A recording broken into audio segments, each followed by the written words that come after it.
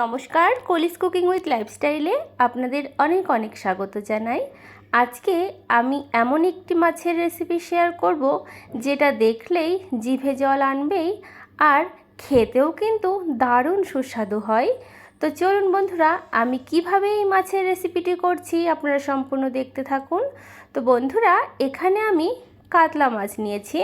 এখানে আমার 1 কিলো কাতলা মাছ আছে। আপনারা যে কোনো বড় ধরনের মাছ দিয়েই কিন্তু এই রেসিপিটি করতে পারেন। তো মাছগুলো প্রথমেই আমি ভালো করে জল পাল্টে পাল্টে ধুয়ে নিয়েছি। এবারে এই মাছগুলো আমি এই কড়াইয়ের জলের মধ্যে দিয়ে দিলাম, সাথে অর্ধেক পাতি লেবুর রস দিচ্ছি। আপনাদের কাছে যদি পাতি লেবু না থাকে ভিনিগারও দিতে পারেন। এই পাতি লেবুর রসটা দিয়ে যদি আপনারা এই মাছটা ধুয়ে নেন তাহলে কিন্তু মাছ থেকে অনেক সময় একটা আষ্টে গন্ধ আসে, সেটা কিন্তু চলে যাবে আর মাছটা রান্নার পরে খেতেও ভালো লাগবে। তো জলের মধ্যে থেকে মাছ ভালো করে চিপে তুলে নিচ্ছি। যেহেতু লেবু দিয়ে মাছগুলো ধুলাম, তো আমি আর একবার ধুয়ে এরকম চিপে চিপে নেব। তো সেটা আর আমি আপনাদের সঙ্গে শেয়ার করব না। তো সব কটা মাছ আমি এরকম করে লেবু জলে ভালো করে ধুয়ে নিলাম, দিয়ে তারপরে আবার ভালো করে 2-1 বার ধুয়ে নিয়েছি। তো মাছগুলো সুন্দর করে পরিষ্কার করে নিয়েছি। এবারে এই মাছের মধ্যে আমি স্বাদ মতো নুন দিয়ে দিচ্ছি আর পরিমাণ মতো হলুদ গুঁড়ো দিয়ে দেব। যেহেতু অনেকটা মাছ, তো নুন হলুদ পরিমাণে একটু বেশিই লাগবে। তো ভালো করে কাতলা মাছগুলো মেখে নিচ্ছি। তো আজকে আমার মাছ রান্নার পরিমাণটা একটু বেশি, কারণ আমার হাজবেন্ড এই মাছের রেসিপিটা অফিসে নিয়ে যাবে আজকে, যেহেতু নববর্ষ, তো সেই জন্যই রান্না করে দিচ্ছি, তো নিয়ে যাবে বলে। তো সেটাই আমি আপনাদের সঙ্গে শেয়ার করছি। আর আমরা তো মানুষ দুজন, তো নিয়ে যাবে বলেই এতগুলো মাছ রান্না হচ্ছে। তো এখানে একটা মিক্সিং জার নিয়েছি আর ওদিকে মাছগুলো মাখা থাক। এখানে ওই 50 গ্রামের মতো আদা খোসা ছাড়িয়ে নিয়েছি। আর যেহেতু এই রসুনগুলো একটু মোটা মোটা, তার জন্য 4 কোয়া নিয়েছি। 7-8টা কাঁচা লঙ্কা আর 2টো মিডিয়াম সাইজের টমেটো নিয়েছি টুকরো করে, আর কয়েকটা গোলমরিচ দিয়ে দিলাম। এতে কিন্তু মাছের ঝোলটা খেতে ভীষণ ভালো লাগবে। আর বন্ধুরা, আমি এর মধ্যে একটু পোস্ত দিতে ভুলে গেছি, তার জন্য পোস্তটা আমি এখানে দিয়ে দিলাম। এখানে ওই 1 চামচের মতো পোস্ত আছে। তো সুন্দর করে পোস্ত দিয়েও পেস্ট করে নিয়েছি। এবারে একটা কড়াই বসিয়ে দিয়েছি। কড়াইয়ের মধ্যে পরিমাণ মতো সর্ষের তেল দিচ্ছি। আমি রান্নাটা সর্ষের তেলেই করব, আপনারা আপনাদের পছন্দ মতো তেলে করতে পারেন। তবে সর্ষের তেলে মাছের রেসিপি করলে ফ্লেভারটা ভীষণ ভালো হয়। একে একে নুন হলুদ মাখানো কাতলা মাছের পিসগুলো তেলের মধ্যে দিয়ে দিচ্ছি আর মাছগুলো একটু ভালো করে লাল লাল করে ভেজে নেব, তাহলে এই রেসিপিটা খেতে ভালো লাগবে। তো বন্ধুরা, শুরু থেকে শেষ পর্যন্ত আমার এই কাতলা মাছের রেসিপিটা আপনারা দেখতে থাকুন, আশা করি ভালো লাগবেই। আর নববর্ষে আপনারা কে কী রান্না করলেন সেটাও কিন্তু আমাকে জানাতে পারেন কমেন্ট বক্সে। আর নববর্ষ মানেই তো বাঙালি মাছ খাবেই। তো আপনারা একবার এইরকমভাবে নববর্ষের পরেও এরকম করে মাছটা রান্না করে খেতে পারেন। তো আপনাদের সাথে গল্প করতে করতে দেখুন মাছগুলো কিন্তু আমার ভাজা হয়ে গেছে, তুলে নিচ্ছি একে একে। সব মাছগুলো আমি একই রকমভাবে ভেজে নেব। তো বন্ধুরা, বাকি মাছগুলো আমি ভেজে তুলে নিয়েছি। কড়াইতে ওই তেলের মধ্যে আমি আরেকটু তেল দিয়ে দিচ্ছি। যেহেতু মাছের পরিমাণটা একটু বেশি, তো সেই জন্য তেলটাও একটু বেশি লাগবে। তো বন্ধুরা, তেলটা ভালো করে গরম করে নিয়েছি। এবারে ফোড়নে দিলাম গোটা জিরে, একটা তেজপাতা, গোটা গরম মশলা, একটা শুকনো লঙ্কা। গোটা গরম মশলার মধ্যে লবঙ্গ, এলাচ আর দারচিনি। ফোড়নটাকে ভালো করে কয়েক সেকেন্ড ভেজে নিয়েছি। এবারে এখানে মিডিয়াম সাইজের পেঁয়াজ আছে, এখানে 3টে। তো মিডিয়াম সাইজের পেঁয়াজ কুচি করে নিয়েছি, দিয়ে দিলাম।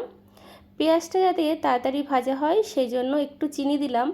আর চিনিটা দেওয়ার ফলে কিন্তু তরকারির কালারটাও কিন্তু ভীষণ ভালো হবে। আর পেঁয়াজটা দেখুন বন্ধুরা, বেশ লাল লাল করে কিন্তু আমি ভেজে নিয়েছি। চিনি দেওয়ার ফলে পেঁয়াজটা তাড়াতাড়ি ক্যারামেল হয় আর ভাজাটা ভালো হয়। তো পেঁয়াজ কিন্তু খুব সুন্দর করে আমার ভাজা হয়ে গেছে। এবারে যে মশলাটা আমি মিক্সিং জারের মধ্যে পেস্ট করে রেখেছিলাম মশলাটা আমি দিয়ে দিচ্ছি।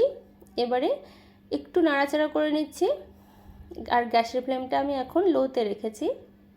মিক্সি জার ধোয়া জলও দিয়ে দিচ্ছি একটু, যেহেতু আমি এখন একটু গুঁড়ো মশলা ব্যবহার করব, তো সেই জন্য একটু জল দিলে মশলা আর পুড়ে যাবে না।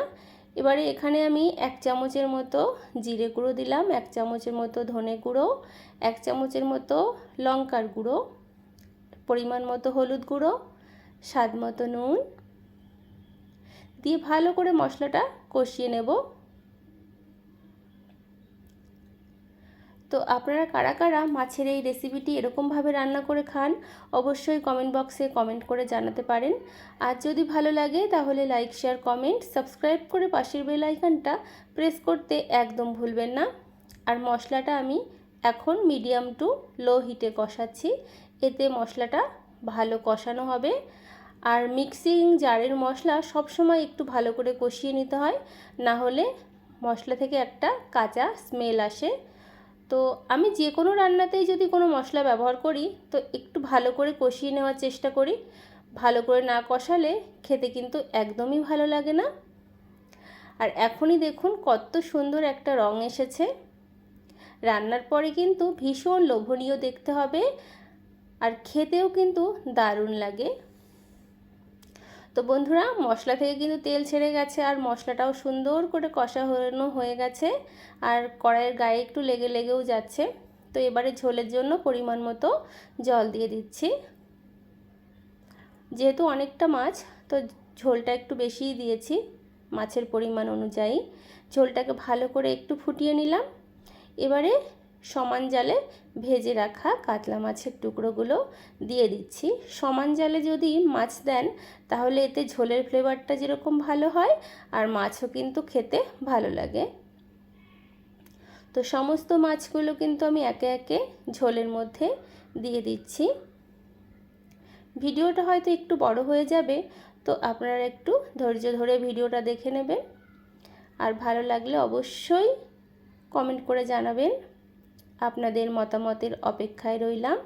আর আপনারা কে কোথা থেকে আমার এই ভিডিওটা দেখছেন সেটাও কিন্তু জানাবেন, তাহলে আপনাদের সকলকে ধন্যবাদ জানাতে আমার সুবিধা হবে। ভালো করে একটু নাড়াচাড়া করে দিচ্ছি মাছগুলো দেওয়ার পরে।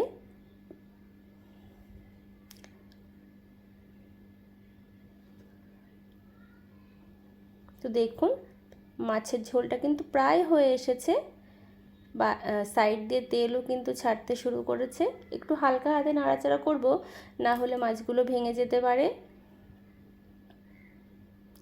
এবারে গরম মশলার গুঁড়ো দিয়ে দিচ্ছি।